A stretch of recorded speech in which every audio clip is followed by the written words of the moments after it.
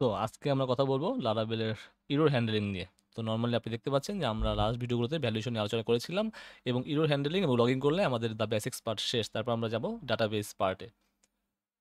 So Laravel কি করে আমাদের অ্যাকচুয়ালি একটা সুন্দর একটা সম্পূর্ণ বা স্বয়ংসম্পূর্ণ একটা ইরোর হ্যান্ডলিং সিস্টেম আমাদের সেট আপ করে দেয় যখন আমরা লারাভেল অ্যাপ্লিকেশন সেট আপ করি। এবং চাইলে আমরা এটাকে কী করতে পারি, চাইলে আমরা এটা কাস্টমাইজ করে নিতে পারি, ডিবাগ করতে পারি এবং প্রোডাকশন লেভেলেও আমরা সেটাকে কিন্তু নির্ভর রাখতে পারি। তো আজকে টপিক হচ্ছে আমাদের লারাভেলের ইরোর হ্যান্ডলিং নিয়ে।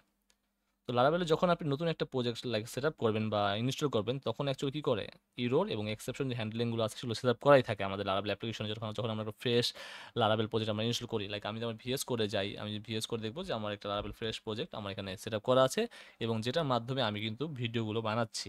এটা লারাভেল প্রজেক্ট এবং আপনারা অলরেডি এখানে কাজ করছেন আমার সাথে সাথে, আমি ধরে নিচ্ছি। ওকে, ফাইন। তো লারাভেলের যে বুস্ট্র্যাপের মধ্যে যখন আমরা অ্যাপ ডট পিএসপি ফাইলটা থাকে, লাইক আমাদের বুস্ট্র্যাপ ফোল্ডারের মধ্যে যখন অ্যাপ ডট পিএসপি ফাইলটা থাকে, এখানে আপনি দেখতে পাবেন উইথ এক্সেপশন নামে কিন্তু একটা মেথড বিদ্যমান, তাই না? উইথ এক্সেপশন মানে একটা মেথড কিন্তু বিদ্যমান, যেটা অ্যাকচুয়ালি কী করে, আমার যে কনফিগারেশনের মধ্যে যে এক্সেপশন যে ক্লাস থাকে সেখান থেকে অ্যাকচুয়ালি এখানে আসে এবং এই অবজেক্টের মাধ্যমে কি লারাভেলের যে এক্সেপশন যে রিপোর্ট আছে সেটা রেন্ডার করে যে অবজেক্টের মাধ্যমে।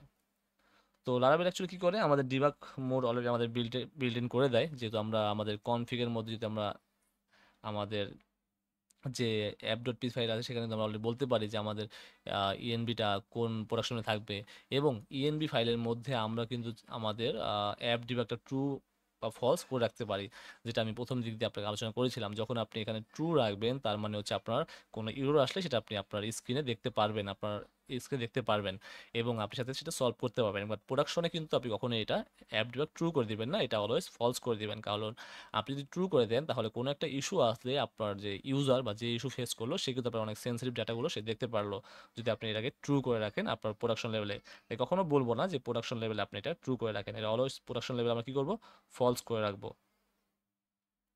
তাছাড়াও অ্যাকচুয়ালি কী করতে পারি, আমরা যখন লারাভেলে আমার যখন ইরোর আসে সেক্ষেত্রে আমরা কিন্তু চাইলে আমাদের লারাভেলের ইরোরটা আমরা লগ লগ ফাইলের মধ্যে দেখতে পারি। যেমন আমি এখানে দেখাচ্ছি, 1 মিনিট, এটা অফ করে দিই। যেমন আমি যদি আমার স্টোরেজে আসি, এখন লগস এবং লারাবেল ডট লগ ফাইল, এখানে কিন্তু আমরা আমাদের ইরোরগুলো আমরা এখানে দেখতে পারি, আমাদের প্রোডাকশন লেভেলে বা আমাদের প্রজেক্টে কী কী ইরোর আমরা ফেস করছি বা কোথায় এখন কী হচ্ছে, এটাও চাইলে আমরা দেখতে পারি লারাবেল ডট লগ ফাইলের মধ্যে দেখতে পারি।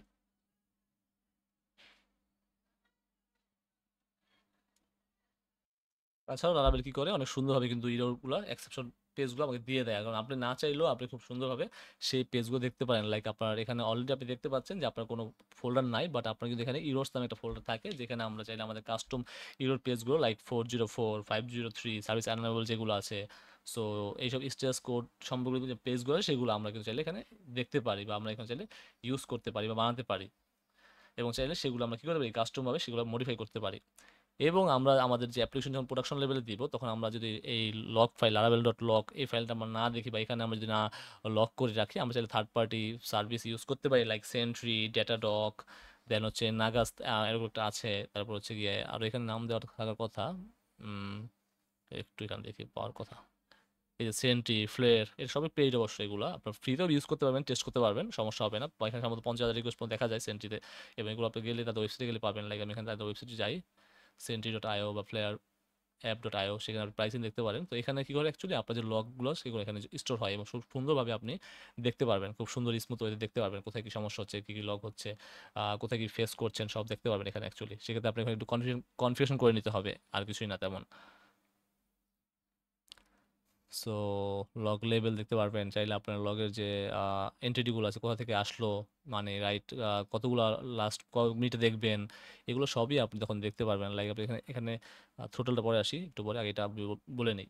লাইক আপনি সাপোজ ধরেন আপনার অ্যাপ্লিকেশনে যে লগগুলো আছে, মানে কোনো ইরোর আসলে, আপনি লাইভ ইরোর আসলো, এখন আপনি দেখার জন্য আপনাকে কী করতে হবে, যদি আপনি লারাবেল ডট লগ ফাইল ইউজ করেন ইরোর জন্য, সেটা গুড প্র্যাকটিস না প্রোডাকশনের জন্য কখনোই, বড় স্কেল অ্যাপ্লিকেশনের জন্য এটা আমি কখনোই আপনাকে সাজেস্ট করবো না যে আপনি এটা ইউজ করেন। মানে লারাবেল ডট লগ যে ফাইলটা থাকে সেটা ইউজ করা মানে হচ্ছে এইটা ইউজ করা, এটা বাই ডিফল্ট ইউজ করা আমি কখনো সাজেস্ট করি না। তো যখন আপনি কী করবেন, আপনার যখন লগ আসলো বা কোনো ইরো আসলো, আপনার তাহলে কী করতে হবে, আপনার সার্ভারে ঢুকতে হবে, ঢুকে লগ ফাইল চেক করতে হবে লিনাক্সে, যেহেতু আপনি সিঁড়ি দিয়ে আপনি পাতে গেলেন, দেন আপনি ক্যাট ইউজ করে আপনি লগ ফাইল চেক করলেন, খুবই ফাইন, সিম্পল অ্যাপের জন্য সমস্যা নেই। বাট লার্জ অ্যাপ্লিকেশনের জন্য আপনি চাইলে সেক্ষেত্রে ডাটাডগ ইউজ করতে পারেন আপনার লগিং মনিটর করার জন্য। লাইক আপনি সেন্ট্রি.io ইউজ করতে পারেন, অ্যাপ ফ্লেয়ার ইউজ করতে পারেন। এগুলো হচ্ছে প্রফেশনাল মোডের জন্য, যেগুলো একটু আপনার পেইড, এবং আপনি যদি অ্যাপ্লিকেশন ছোটো হয় বা বেশি বড় না হয়, তাহলে আপনি ফ্রি দিয়ে অ্যাপটি চেক করতে পারবেন, সমস্যা হবে না আশা করি। সেক্ষেত্রে আপনার লগগুলো বা ইরোরগুলো আপনি খুব সুন্দরভাবে ওখানে পেয়ে যাবেন। আপনি কোথায় ইরো হয়েছে, কয়টা সময় ইরো হয়েছে, কোথা থেকে ইরো হয়েছে, সব কিছু ইচ অ্যান্ড এভরিথিং আপনি ওখানে পেয়ে যাবেন। ওকে, সো এবং আপনি চাইলে লাইক আপনি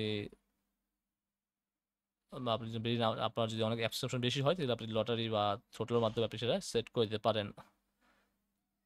এবং চাইলে আপনি কাস্টম ইরোর পেজগুলো সেট করতে পারেন, যেটা আমি একটু আগে বললাম। সো কাস্টমার পেজ এগুলো পাবলিশ করে দেন হচ্ছে আপনি চাইলে এটা ফেস করতে পারেন।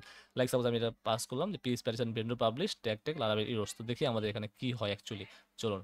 তো আমি কি করলাম, আমার যে টার্মিনালটা আছে টার্মিনালটা ওপেন করলাম, এবং ওপেন করে আমি জাস্ট আমার এখানে এটা পেস্ট করলাম। তো আমি দেখবো যে আমার কি বলতেছে, আমাকে বলতেছে তোমার এখানে যে ফাইল আছে সেটা ছিল আমার ফাউন্ডেশনের মধ্যে এক্সেপশনাল ভিউস, এটা তোমার এখন learn hunter heart tutorial resource ভিউসের মধ্যে ইউরোস নামে ফোল্ডার চলে আসছে। এখন আপনি লক্ষ্য করেন আমার ইউরোস নামে ফোল্ডার কিন্তু চলে আসছে, যেটা আগে ছিল না। এখন এই ইউরোস নামে ফোল্ডারের মধ্যে 410 412 402 এই যে ইউরোর পেজগুলো আছে সবগুলো চলে আসছে এখানে। আপনি চাইলে এটা খুব সুন্দরভাবে এখন চাইলে কাস্টম করে নিতে পারবেন, যেটা আপনার লেআউট এবং এখানে অলরেডি আছে। তো আপনি চাইলে এটা কী করতে পারবেন, কাস্টম ইউরোর ফাইল আপনি এখানে জেনারেট করতে পারবেন, কোনো সমস্যা হবে না।